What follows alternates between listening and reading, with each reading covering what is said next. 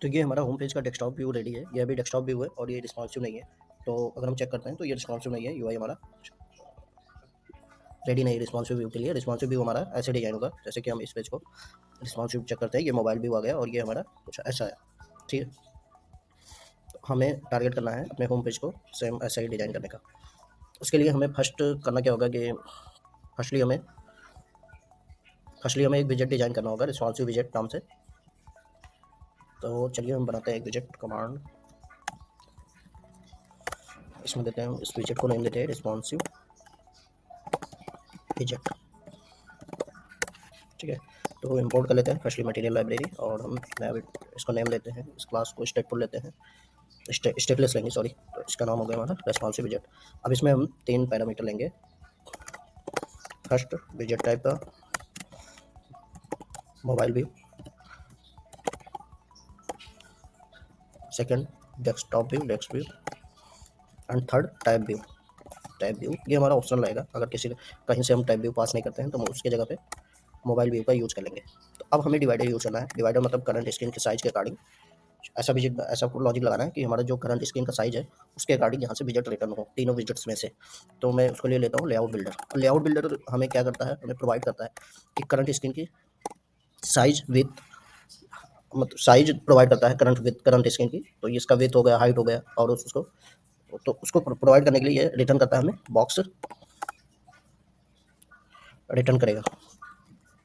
अब इस box constant हमारा एक ऑब्जेक्ट है जिसमें हमें मिलता है मैक्स विथ, मैक्स हाइट, और ये और विथ मिनिमम हाइट, ये आप चेक कर सकते हैं इसके लिए। तो अभी हम इसी के अकॉर्डिंग लॉजिक को डिवाइड करते हैं। If box constant dot max with is greater than 1000, okay. अगर हमारा करंट स्क्रीन का साइज करंट स्क्रीन का विथ ग्रेटर देन 1000 है, इस केस में हम रिटर्न कर देंगे डेस्कटॉप व्यू। ठीक है, एल्स इफ चेक करते हैं हम box constant dot max with is greater than 600। ठीक है, तो इस केस में हम रिटर्न कर देते हैं टैब व्यू। अब अगर टैब व्यू उसने नहीं दिया है तो हम यहाँ पे मॉब व्यू रिटर्न कर देंगे, और फिर एल्स में हम रिटर्न कर देंगे mobile view, return mob view. अब आपको ये एक्चुअली ध्यान में रखना है, मॉब व्यू ये विजेट और desktop UI, sorry mobile UI same. ये हमारा विजेट for desktop UI and third विजेट for tab UI tab. ठीक है, तो ये हमारा ये विजेट रेडी है। अब इसी का यूज करके हम डिजाइन करते हैं। यहाँ पे हमारा सेमी कॉलम छोटा है, ये हम रख लेते हैं। और अब हम ब्लॉग होम पेज पे आते हैं और इसको हम यूज करते हैं।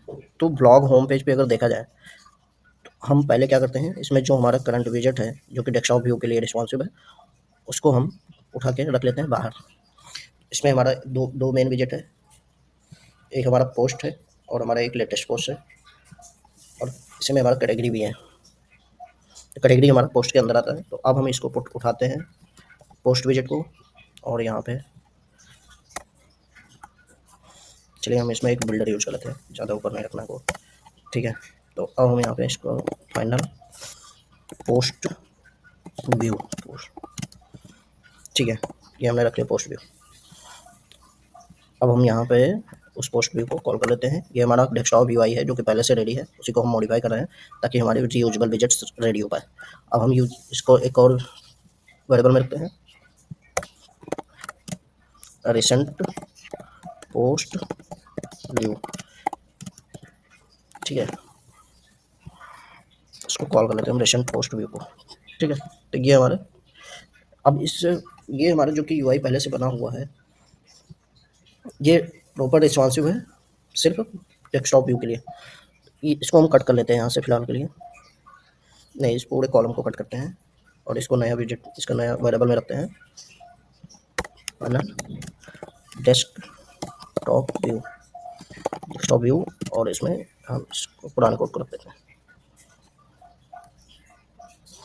पहले यहाँ पे एक पैरेंथेसिस एक्स्ट्रा हो रहा है, चलिए ठीक है। अब हम यहाँ पे कॉल कराएंगे अपना रेस्पॉन्सिव विजेट, ठीक है। अब रेस्पॉन्सिव विजेट को क्या क्या चाहिए, डेस्कटॉप व्यू और मोबाइल व्यू।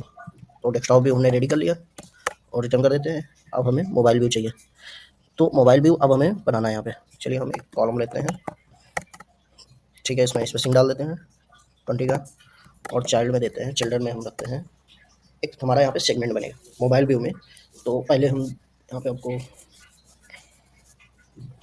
विजेट रखते हैं सेगमेंट, सेगमेंट बटन, ठीक है। अब सेगमेंट बटन में लिस्ट चाहिए, सेट ऑफ सेट चाहिए, सॉरी सेट चाहिए, सेट ऑफ स्ट्रिंग हम दे रहे हैं यहाँ पे।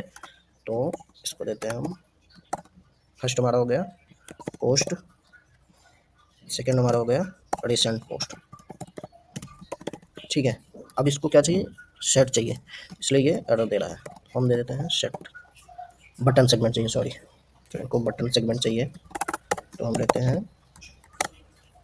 अब हमारा यहाँ पे वैल्यू होगा, वैल्यू में हम दे देते हैं पोस्ट, इनको चाहिए लेबल, लेबल दे देते हैं पोस्ट ही रहेगा। अब लेबल को टेक्स्ट में रखना होगा, ठीक है। तो ये फर्स्ट हमारा हो गया, एक और हमें देना होगा यहाँ पे, इसको देते हैं। अभी सिलेक्टेड में चाहिए इसको वैल्यू, तो सिलेक्टेड में एक्चुअली अब हमें यहाँ पे हैंडल करना होगा स्टेट, तो हम एक वैल्यू नोटिफायर लेते हैं और इसका टाइप स्ट्रिंग रहेगा, ठीक है। अंदर इसको सिलेक्टेड टैब नोटिफायर, इसमें हम वैल्यू दे देते हैं इनिशियल पोस्ट रहेगा हमारा। इसको हम दोबारा से टाइप देते हैं, सब टाइप दे देते हैं स्ट्रिंग। अब तो हमें इसको यूज करना होगा, तो ये मोबाइल भी हम जहाँ पे बना रहे थे ये हमारा, तो इसको हम रैप करते हैं विद बिल्डर। अब बिल्डर को हमें चेंज करना होगा वैल्यू लिसनेबल बिल्डर।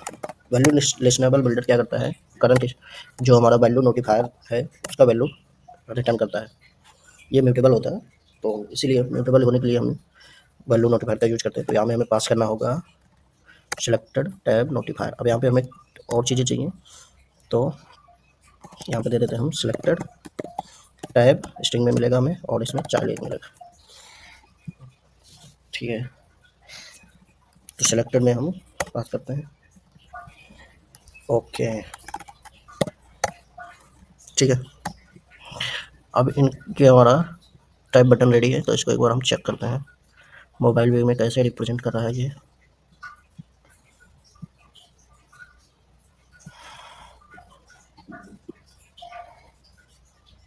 ठीक है, तो ये हमारा कुछ ऐसा अभी यूआई बना है, ये डिसेबल टाइप का है थोड़ा, हम इसको और स्टाइल देते हैं अभी और अलाइन करते हैं इसको हम सेंटर। पहले तो क्लास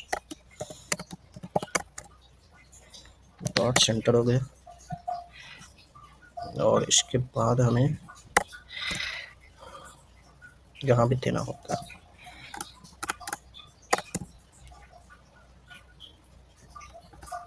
नहीं अभी सही से एडिटर नहीं करा है, चलो मैं इसको अलाइन में डाल देता हूँ।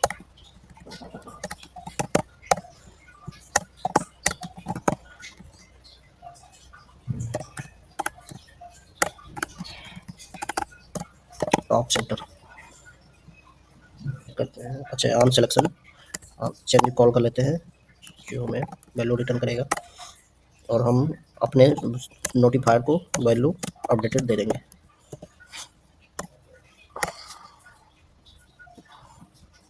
ठीक है। आर्म सिलेक्शन चेंज हो कॉल हो गया है, तो एक बार हम देखते हैं जो डिसेबल यूआई थी वो अब नहीं होनी चाहिए, हाँ ठीक है। तो ये हमारा यूआई इस टाइप का कुछ हो गया है सेगमेंट का। अब बाकी का हमें और यूआई रिटर्न करना है। हम करते क्या है, इसमें एक्सपेंडेड यूज़ करते हैं, और एक्सपेंडेड में हम चाइल्ड में लेते हैं selected tab equal to post, ठीक है। अगर हमारा पोस्ट सेलेक्टेड है तो हम पोस्ट व्यू को रिटर्न करेंगे, एल्स हम रिसेंट पोस्ट व्यू को रिटर्न करेंगे, ठीक है। एक बार दोबारा से इस यूआई को चेक करते हैं, yes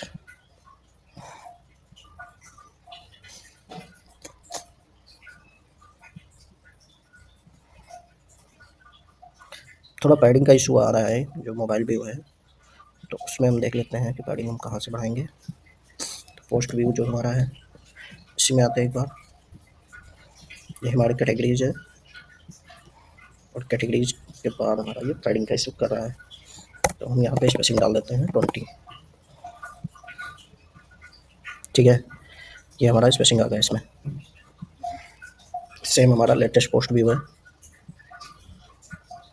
recent post view sorry, इसमें भी हमारा स्पेसिंग का कुछ है लफड़ा, तो इसको हम बढ़ा देते हैं, एक बार 20 कर देते हैं। और अब हमारा latest post view, recent post, okay, name conflict हो रहा है, तो हम लेटेस्ट को रिसेंट कर देते हैं फिलहाल, रिसेंट। ठीक है, तो ये हमारा रिसेंट पोस्ट और ये हमारा कैटेगरी पोस्ट ऐसे हो गया मोबाइल व्यू में। इसको हम दोबारा से देखते हैं डेस्कटॉप व्यू में हमारा कैसे चल रहा है। तो डेस्कटॉप व्यू में ऐसे ही है पहले जैसे। पैडिंग तो हमने बढ़ाया ही है, तो पैडिंग आ गया है। और ये हमारा लगता है होम पेज का यूआई रेडी है।